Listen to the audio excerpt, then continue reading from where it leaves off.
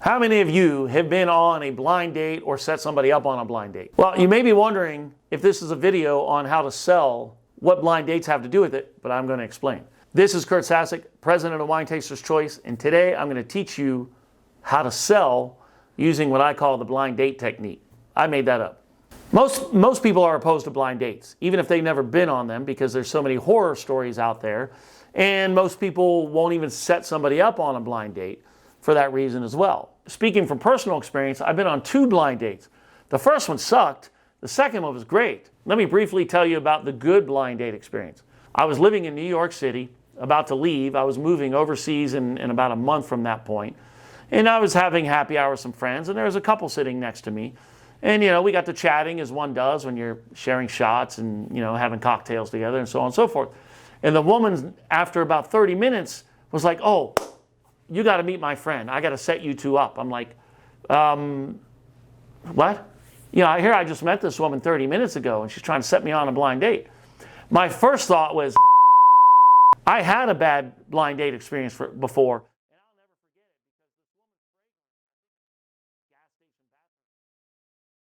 Christ. Anyways, long story short, the way she described her friend, the way she was talking her up and how enthusiastic she was about her friend was one of the things that sold me on the idea of meeting this person. The second thing was that she related it to me.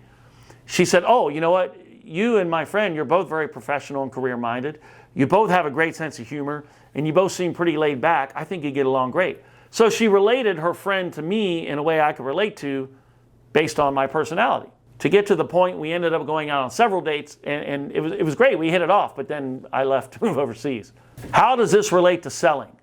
1, you got to make the person feel good about the product before they taste or buy it. 2, you want to relate it to the person, just like this person who set me up on the blind date related her friend to me and how we would get along. And how does that relate to selling? Well, let's say you're selling wine. Well, you have a red wine, for example, that you're selling, and you see somebody approach with a steak in their shopping cart. You can say, "Hey, this red wine is going to go fantastic with that steak." I mean, you want to give a bit more detail, but you get the idea.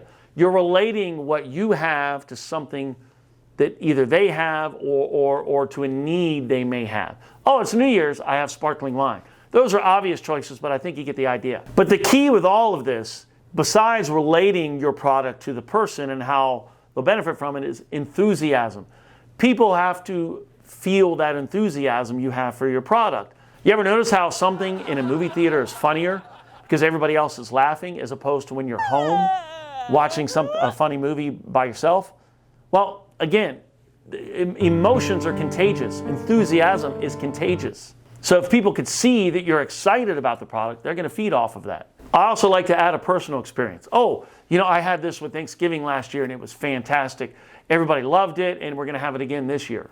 And finally, studies have shown that suggestive selling actually works. They've done tests on this. Google it or go on YouTube and watch some videos about suggestive selling and how you can sway people's opinions. As a quick recap, here's some points. 1, be enthusiastic.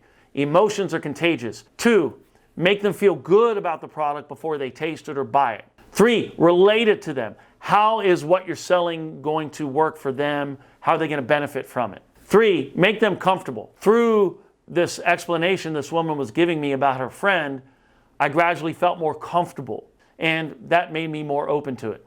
And then lastly, add a personal experience. Thank you for watching. Please subscribe, and also it would help us if you like and comment on our videos, because that helps us grow our channel, and we're only here to educate. All the best to you, and take care.